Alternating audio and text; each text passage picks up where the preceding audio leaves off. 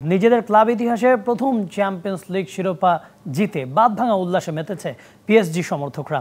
এদিকে এই জয়ে নিজের প্রয়াত মেয়ে জানাকে উৎসর্গ করলেন পিএসজি কোচ লুইস এনরিকে। এদিকে প্যারিসে পিএসজি শিরোপা উৎসবে পুলিশের সাথে সমর্থকদের সংঘর্ষে মারা গেছেন দুইজন। একটি খেলা যেই খেলার সাথে জড়িয়ে থাকে কোটি ভক্তের আবেগ, সেই আবেগের সীমানা পার হয় প্রজন্ম থেকে প্রজন্ম, দেশ থেকে অন্য দেশ, মহাদেশ, আবার এক সংস্কৃতি থেকে ভিন্ন সংস্কৃতিতে।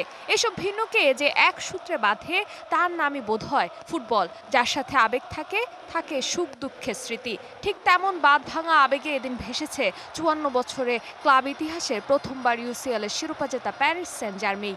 কোচ থেকে ফুটবলার, এরপর সমর্থক, সবাই যেন এদিন একই আবেগে ভেসেছেন।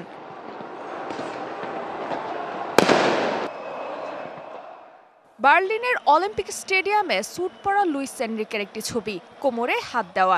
একটু দূরেই তার 5 বছর বয়সী মেয়ে হাতে বার্সেলোনার লাল নীল হলুদ পতাকা হাতে।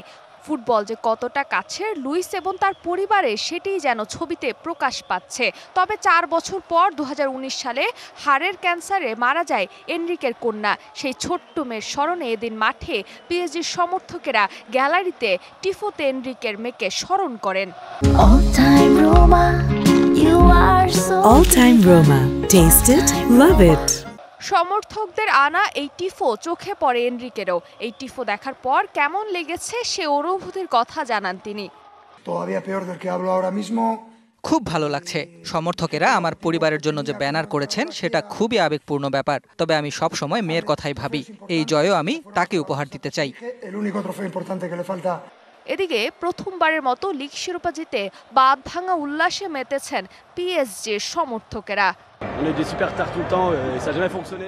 অসাধারণ ছিল, খুবই দারুণ। আমি আমার দলের জন্য গর্ব করছি। প্রথম শিরোপা এবং আমরা 5 গোল জিতেছি, এটা অবিশ্বাস্য। অন্যদিকে ভিন্ন চিত্র ছিল ইন্টার মিলানের সমর্থকদের। স্বাভাবিকভাবেই হতাশ হয়েছেন মিলানের সমর্থকেরা, তবে ম্যাচ উপভোগ করেছেন বলে জানান তারা।